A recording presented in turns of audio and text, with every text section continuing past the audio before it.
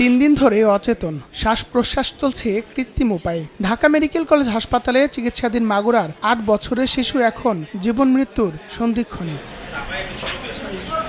মেয়ের সংকটাপন্ন অবস্থায় মুচড়ে পড়ছে পরিবার। একটাই দাবি চাচ্ছি যে আমার মনে যে শাস্তি দিয়ে এই জঘন্য কাজ করেছে, এই শাস্তির বিচার চাই। আমার কথা যে তাকে একবারে ফাঁসি দিয়ে দিক, যাতে আর কোনো মা বোনের দিকে এরমে চোখ তুলে না থাকে। বোনের বাড়িতে বেড়াতে গিয়ে ধর্ষণের শিকার হয় শিশুটি। এ ঘটনায় মায়ের করা মামলায় 4 আসামিকে গ্রেফতার করেছে পুলিশ।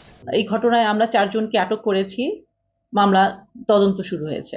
মাগুরায় গত বৃহস্পতিবার ধর্ষণ ও হত্যা চেষ্টার শিকার শিশুটির শারীরিক অবস্থার এখনও কোনো উন্নতি হয়নি। শনিবার চিকিৎসায় গঠন করা হয়েছে 4 সদস্যের মেডিকেল বোর্ড। বাচ্চাটার পরিস্থিতি এখন আসলে একটু খারাপের দিকেই, তাকে ভেন্টিলেটরে রাখা হয়েছে। সংকটাপন্ন শিশুর খোঁজ খবর নিয়ে মহিলা ও শিশু বিষয়ক উপদেষ্টা শারমিন এস মুর্শিদ বলেন, দোষীদের দ্রুত ও সর্বোচ্চ শাস্তি নিশ্চিত করা হবে। সর্বোচ্চ চেষ্টা করব যেন হোম এবং আইন এই দুটো জায়গা থেকে এই বাচ্চাটা সম্পূর্ণ এবং দ্রুতভাবে বিচার পায়। পতিত সরকারের সময় ধর্ষণ সহ নারী নির্যাতনের বিচার না হওয়ায় এখনও এসব ঘটনা ঘটছে বলে মনে করেন বিএনপি স্থায়ী কমিটির সদস্য বেগম সেলিমা রহমান। আমরা জানি ফ্যাসিস্ট সরকার সময় বিচারহীনতা ছিল, যে কারণে এগুলো দমন হয় নাই।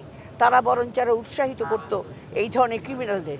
কিন্তু আজকে যখন একটা অন্তর্বর্তীকালীন সরকার, যে সরকার একটা পরিবর্তনের আশা নিয়ে একটা ভালো সভ্য এবং একটা বিশ্বনন্দিত প্রধান উপদেষ্টা, তার আমলে যখন সরকার, তখন এইগুলো ক্রমশ কিন্তু বেশি বেড়ে গেছে।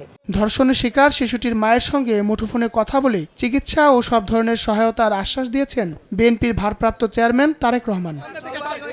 হায়দার আলী, সময় সংবাদ, ঢাকা।